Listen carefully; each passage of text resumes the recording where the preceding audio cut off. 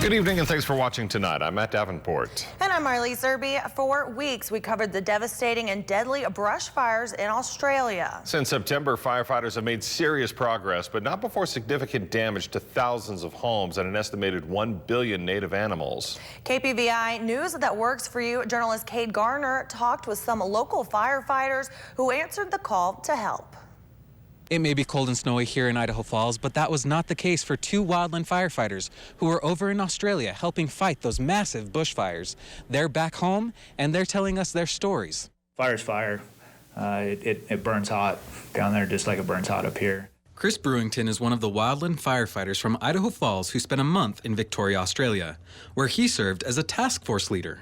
We were able to work pretty closely to the edges of the fire.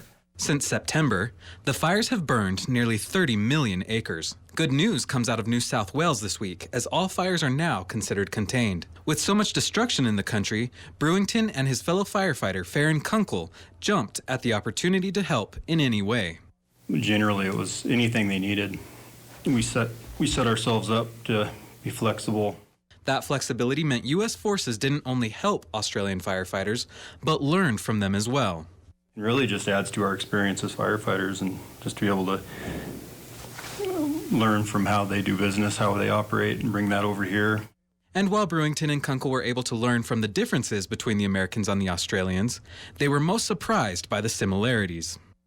We all talk and act and do the same things. You know, we pull the same pranks on each other. We see things very similar. And the similarities didn't stop at the pranks. All the firefighters serving from around the globe had one goal in mind. And, you know, the resource protection is the ultimate, goal, whether it's in the U.S. or in Australia. As the fires still burn, so do their hearts. I'd go back in a heartbeat. At the end of the press conference, BLM actually announced that they will be sending a second team over to Australia to help continue fighting those fires. In Idaho Falls, I'm Cade Garner, KPVI News that works for you.